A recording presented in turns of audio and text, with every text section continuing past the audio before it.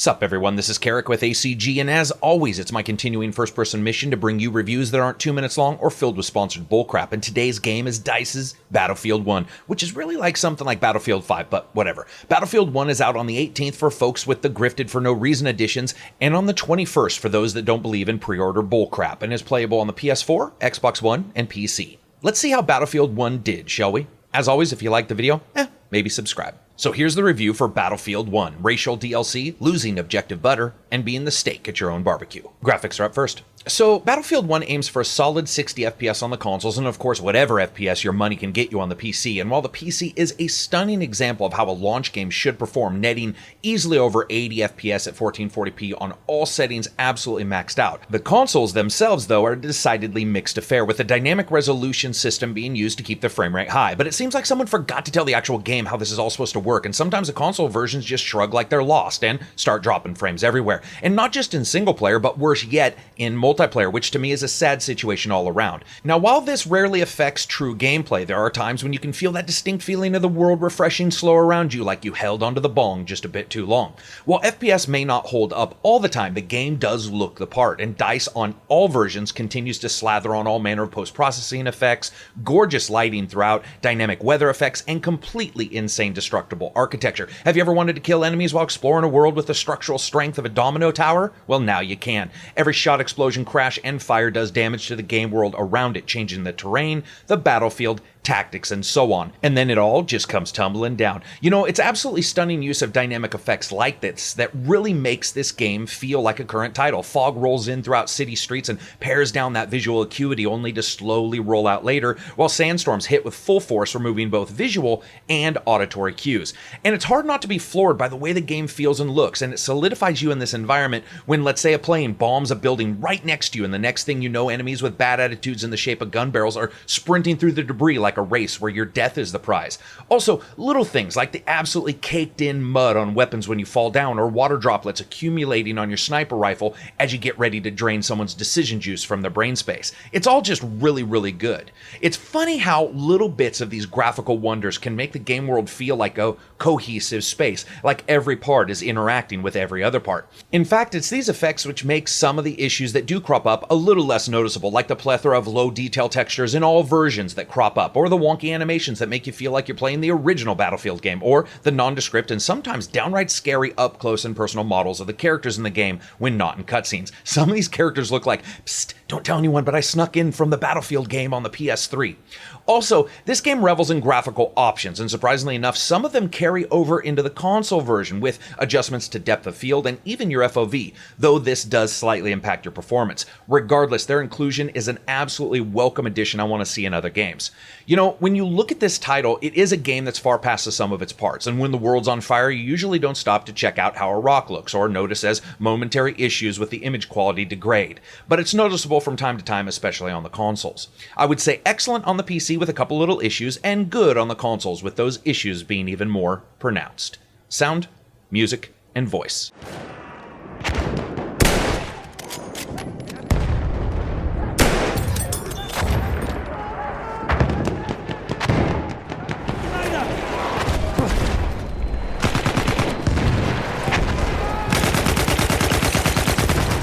Objective apples.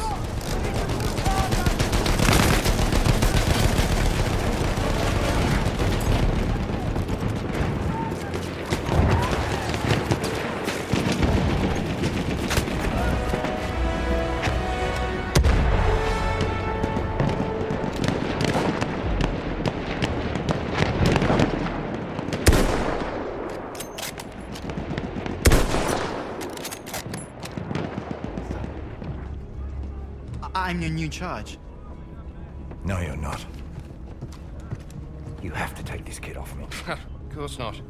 He came all this way just to see you. Frederick Bishop, the pride of Australia. And of course, sound is up first, and now I know what hell probably sounds like. It sounds like a tank busting through a wall beside you and Joe Bob as you're hiding there trying to reload weapons that seem to require skills only asked for by Pinhead in the Hellraiser series when he's trying to get into that little fucking box of his. This sounds amazing, even while dying. From the reverb and sharp tack of gunshots as you fire out of a second-story window in an enclosed room, to the same gun's long report when sprinting through a courtyard as you and an enemy play sniper rifle quick draw as you both realize you're not the only ones there. The gun sounds are amazing, from the long-winded report of some of the larger handguns to the fast, sharp, and scary as hell sounds of the trench warfare machine guns. It's the effects here that absolutely shine through, from location and distance calculated sound processing to the various little idiosyncrasies of a particular gun's 3-step reload process, or even the tick and escaping air hissing sound of a gas grenade. Everything is spot on. And I've said it in the past, good sound is a third eye in games like this, allowing you to see and feel more of the battlefield. And once again, these guys nailed it. But it's also the absence of sound when something goes wrong, when your ears are numb from an explosion going off and you can't hear where everybody's moving. Great. In some ways, it just simply can be overpowering. And the menace of the worst presentation isn't just in what you can see in the graphical presentation, but it's also what you can hear, and as I said before, what you possibly can't hear. Some of the best sound ever in a video game.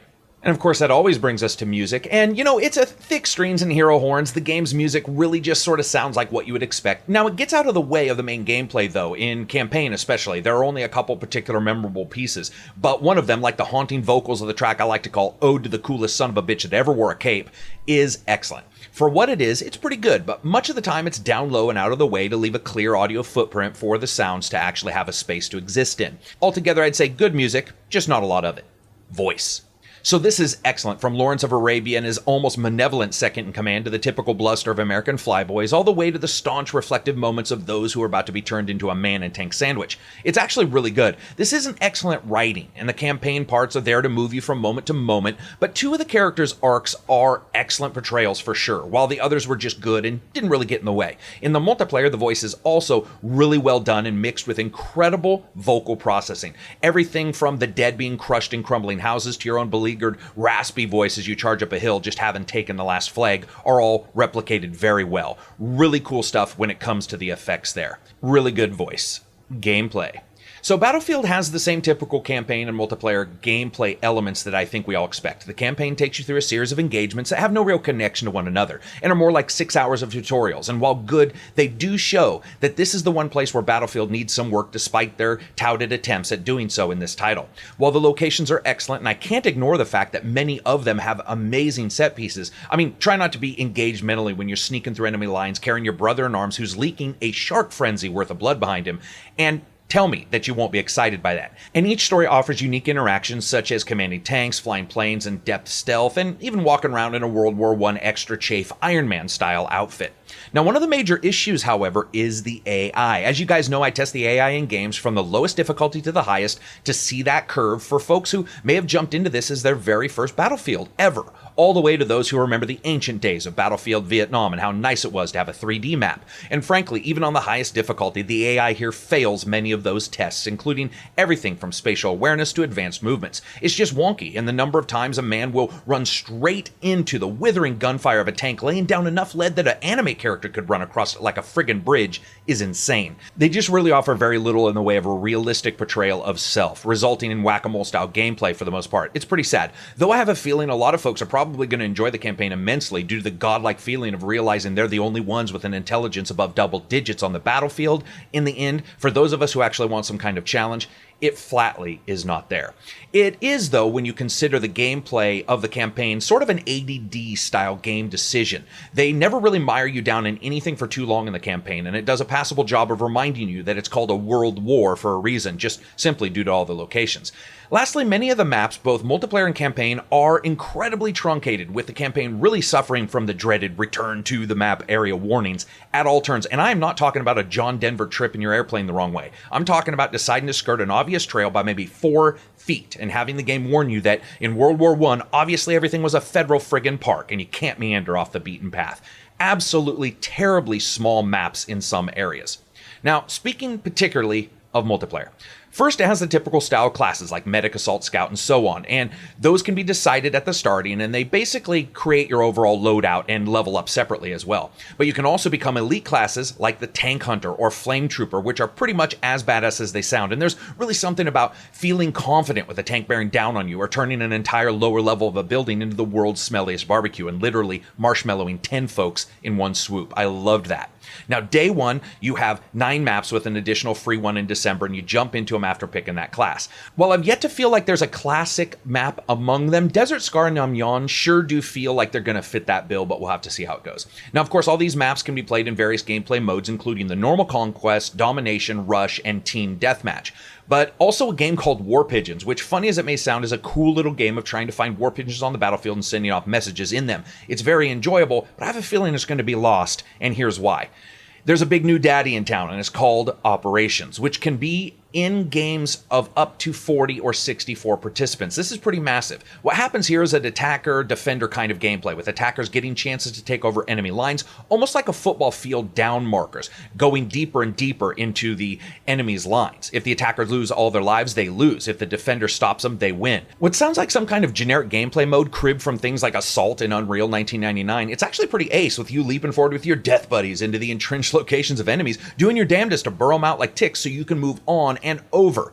When it comes down to it, they've also done some things and changed up some bits. For example, over-the-top audio, magnifying the battle spectrum, screams of the dying, and basically the world ending around you are upped dramatically, and that really impacts the emotional involvement of you in those moments. In fact, this becomes a haunting ideal for the rest of the game's modes to try to compete against, but I'll get to that in a moment. Also, the new vehicles like floating around in your death blimp or taking out the world and the world's most bulletproof horses actually add a good deal to the atmosphere, and seeing the shadow of the good ship Glockenspiel blotting out the sun above you is more than enough to quench the buttocks of any hardened war vet. Those things are manned with some serious firepower. Then again, when you bring that fat bitch down, watching fire lick up the sides of the exterior, I can tell you that there's going to probably be a smile on your face. There's a really good feeling of result when you do one of those things. Sadly, the other game modes' popularity really fell to the wayside, as Operations has aspects of all of the other game modes built directly into it. I'm not sure how this is going to play out and if people get bored of Operations, but so far, I can't see how that's going to happen. Currently, the TTK is about the same as prior games, maybe a bit more, as some gamers are going to jump into this. We'll see how that's modified, and I'm sure it will be a smidge. As you kill, heal, and take over items and perform objectives, you will level up, which gives you access to buy guns with the game's version of cash, which is scrap. And you get that by scrapping items you don't want from the battle packs that are given out randomly at the end of each battle. And yes, if you don't stick around for that part, you don't get the battle pack. Currently, they're just skins in those for weapons. So if you don't care for that stuff or you already have copies, you can then just scrap them and you can buy those guns. Now, the typical modification for guns system continues in BF1 with the ability to modify the gun's sights, amplification for scoping, and recoil direction. Despite the game only having 25 main weapons and a few sidearms, the way it handles modification does make it feel a bit larger than this. And this is World War I. People weren't pimping out their guns redneck style for years to come. Also, one place that Battlefield has always excelled is its exquisite control, and that continues here, whether you're trying to turn humans into reverse meteorites by shooting them with the largest caliber tank round from the shortest distance, or digging in on enemy bombers intent on raining fiery death down on your comrades. It just works, regardless if it's mouse and keyboard or gamepad. Lastly, entire groups have been left out of this, which really does feel odd. I mean, I'm sure they weren't big in the war. It's just the Russians and the friggin' French, for Christ's sakes. All jokes aside, their lack of inclusion is noticeable, but hey, you know what? We were told we're going to get them in the entirely politically correct racial DLC packs. As a package, BF1 doesn't do a great deal different, but it does offer a solid amount of content, a wickedly cool new gameplay type, and a time frame, which really no other AAA game has explored. Also, very few bugs. Fun factor. So while the campaign was fun to experience and see the world from different locations, the multiplayer is where the enjoyment is. And many may say, well, that's expected. It is, but it's no secret that these guys made it known that the campaign was a big deal. So it has to be mentioned in comparison. That's only fair. You can't have it both ways.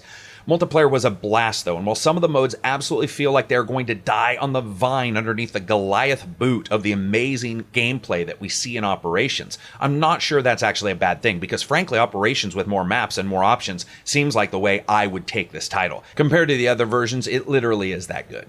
As you guys know, I rate games on a buy, wait for sale, rent, or never touch it again rating scale. This is a buy, but in all honesty, it could hedge a little bit to a wait for a sale for some folks. This is one of those games where multiple people want it for multiple different systems for multiple different reasons. If you're looking at it for just the campaign mode, and I know people who actually do like the campaigns on these titles, I would say, hey, you know what? It's probably a wait. But if you're a person who's looking for that next big multiplayer title, it's probably here. When it comes down to it, one of the things I really liked is it had rock solid connections throughout. It worked really, really well online. People have been playing it in early access on both PC and of course the Xbox One, and it has been working excellent when it comes to connection. Really, really solid throughout. So as always, if you guys like the video, give it a thumbs up. Check out Twitter or Patreon. If you dislike the video, give it a thumbs down. And remember, stick with ACG if you want reviews that aren't 2 minutes long or filled with sponsored bullcrap.